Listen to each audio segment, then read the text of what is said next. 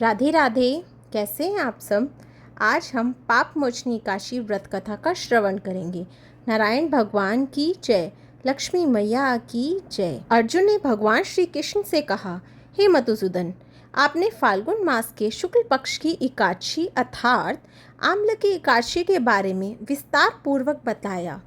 चैत्र माह के कृष्ण पक्ष में आने वाली एकादशी का क्या नाम है तथा उसकी क्या विधि है, कृपया करके आप मेरी बढ़ती हुई जिज्ञासा को शांत करें। भगवान श्री कृष्ण ने कहा, हे अर्जुन, चैत्र मास के कृष्ण पक्ष की एकादशी को पाप मोचनी एकादशी के नाम से जाना जाता है। एक बार की बात है, पृथ्वीपति राजा मनधाता ने लोमश ऋषि से यही प्रश्न किया था जो तुमने मुझसे किया है। अतः जो कुछ भी ऋषि लोमश ने राजा मनधाता को बतलाया वही मैं तुमसे कह रहा हूँ। राजा मनधाता ने धर्म के गुह्यतम रहस्यों के ज्ञाता महर्षि लोमश से पूछा, हे ऋषि श्रेष्ठ, मनुष्य के पापों का मोचन किस प्रकार संभव है?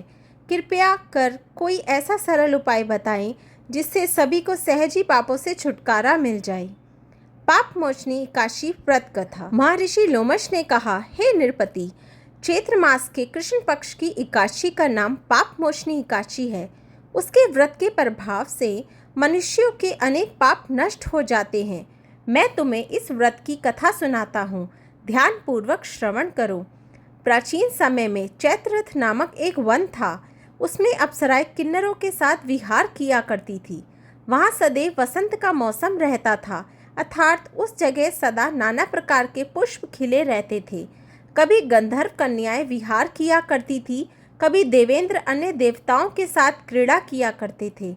उसी वन में मेधावी नाम के एक ऋषि भी तपस्या में लीन रहते थे। वह शिव भक्त थे। एक दिन मंजू घोषा नामक एक अप्सरा ने उनको मोहित कर उनकी निकटता का लाभ उठाने की चेष्टा की। इसलिए वह कुछ दूरी पर बैठ वीणा बजाकर मधुर स्वर गाने लगी। उसी समय शिव भक्त महर्षि मेधावी को कामदेव भी जीतने का प्रयास करने लगे। कामदेव ने उस सुंदर अप्सरा के भ्रू का धनुष बनाया, कटाक्ष को उसकी प्रत्यंचा बनाई और उसके नेत्रों को मंजूघोषा अप्सरा का सेनापति बनाया। इस तरह कामदेव अपने शत्रु भक्त को जीतने को तैयार हुआ। उस समय महर्षि मेधावी भी युवावस्था में थे और काफी हष्ट पुष्ट थे। उन्होंने यज्ञोपवीत तथा दंड धारण कर रखा था। वे दूसरे कामदेव के समान प्रतीत हो रहे थे। उस मुनि को देखकर कामदेव के वश में हुई मंजू घोषा ने धीरे धीरे मधुर वाणी से वीणा पर गायन शुरू किया तो महर्षि मेधावी भी मंजू घोषा के मधुर गाने पे तथा उसके सौंदर्य पे मोहित हो गए। वह अप्सरा मेधावी मुनि को कामदेव से पीड़ित जानकर उनसे आलिंगन करने लगी। महर्षि मेधावी उसके सौंदर्य पर मोहित होकर शिव रहस्य को भूल गए और काम के वशीभूत होकर उसके साथ रमण करने लगे। काम के वशीभूत होने के कारण मुनि को उस समय दिन रात का कुछ भी ज्ञान न रहा और काफी समय तक वे रमण करते रहे। तदोपरांत मंजू घोषा उस मुनि से बोली, हे ऋषिवर, अब मुझे बहुत समय हो गया है, अतः स्वर्ग जाने की आज्ञा दीजिए। अप्सरा की बात सुनकर ऋषि ने कहा, हे मोहिनी, संध्या को तो आई हो, प्रातःकाल होने पर चली जाना। ऋषि के ऐसे वचनों को सुनकर अप्सरा उनके साथ रमण करने लगी। इसी प्रकार दोनों ने साथ साथ बहुत समय बिताया। मंजू घोषा ने एक दिन ऋषि से कहा, हे विप्र, अब आप मुझे स्वर्ग जाने की आज्ञा दीजिए। मुनि ने इस बार भी वही कहा, हे रूपसी, अभी ज़्यादा समय व्यतीत नहीं हुआ है, कुछ समय और ठहरो। मुनि की बात सुन अप्सरा ने कहा, हे ऋषिवर, आपकी रात तो बहुत लंबी है। आप स्वयं ही सोचिए कि मुझे आपके पास आए कितना समय हो गया है। अब और ज़्यादा समय तक ठहरना क्या उचित है? अप्सरा की बात सुन मुनि को समय का बोध हुआ और वह गंभीरता पूर्वक विचार करने लगी। जब उन्हें समय का ज्ञान हुआ कि उन्हें रमण करते 57 वर्ष बीत चुके हैं तो उस अप्सरा को वह काल का रूप समझने लगी। इतना ज़्यादा समय भोग विलास में व्यर्थ चला जाने पर उन्हें बड़ा क्रोध आया। अब वे भयंकर क्रोध में जलते हुए उस तप नाश करने वाली अप्सरा की तरफ भ्रुकुटी तानकर देखने लगे। क्रोध से उनके अधर कांपने लगे और इंद्रियां बेकाबू होने लगी।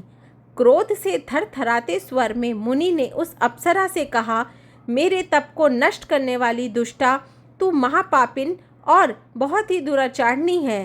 तुझ पर धिक्कार है। अब तू मेरे श्राप से पिशाचनी बन जा।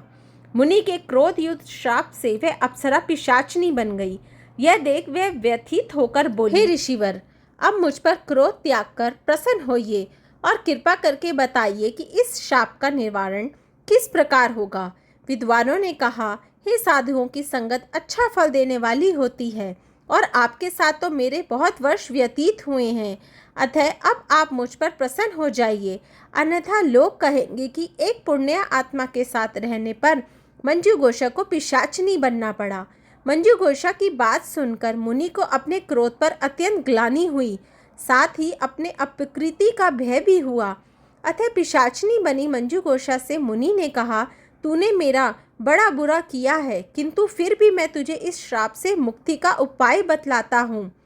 चैत्र मास के कृष्ण पक्ष की जो एकादशी है उसका नाम पाप मोचनी है। उस एकादशी का उपवास करने से तेरी पिशाचनी की देह से मुक्ति हो जाएगी। ऐसा कहकर मुनि ने उसको व्रत का सब विधान समझा दिया। फिर अपने पापों का प्रायश्चित करने के लिए वह अपने पिता च्यवन ऋषि के पास गई। च्यवन ऋषि ने अपने पुत्र मेधावी को देखकर कहा, हे पुत्र, ऐसा क्या किया तूने कि तेरे सभी तप नष्ट हो गए हैं, जिससे तुम्हारा समस्त तेज मलिन हो गया है। मेधावी मुनि ने लज्जा से अपना सर झुकाकर कहा, पिताश्री, मैंने एक अप्सरा से रमण करके बहुत बड़ा पाप किया है। इसी पाप के कारण संभवतः मेरे सारा तेज, मेरे तप नष्ट हो गए हैं। कृपया करके आप इस पाप से छूटने का उपाय बतलाइए। ऋषि ने कहा, हे पुत्र, तुम चैत्र माह के कृष्ण पक्ष की पाप मोचनी एकादशी का विधि तथा भक्ति पूर्वक उपवास करो, इससे तुम्हारे सभी पाप नष्ट हो जाएंगे। अपने पिता च्यवन ऋषि के वचनों को सुनकर मेधावी मुनि ने पाप मोचनी एकादशी का विधि पूर्वक व्रत किया। उसके प्रभाव से उनके सभी पाप नष्ट हो गए। मंजू घोषा अप्सरा भी पाप मोचनी एकादशी का उपवास करने से पिशाचनी की देह से छूट गई और पुनः अपना सुंदर रूप धारण कर स्वर्गलोक चली गई। लोमश मुनि ने कहा, हे राजन, इस पाप मोचनी एकादशी के प्रभाव से समस्त पाप नष्ट हो जाते हैं। इस एकादशी की कथा के श्रवण व पठन करने से 1000 गोदान करने का फल प्राप्त होता है। इस उपवास के करने से ब्रह्म हत्या करने वाले, स्वर्ण चुराने वाले, मद्यपान करने वाले, अग्न्यागमन करने वाले आदि भयंकर पाप भी नष्ट हो जाते हैं और अंत में स्वर्गलोक की प्राप्ति होती है। पाप मोचनी एकादशी व्रत कथा समाप्त हुई। नारायण भगवान की जय, लक्ष्मी मैया की जय। आपको मेरी वीडियो अच्छी लगी तो प्लीज़ लाइक ज़रूर कीजिए, मेरे चैनल को सब्सक्राइब कीजिए और वीडियो को आगे शेयर भी कीजिए। राधे राधे।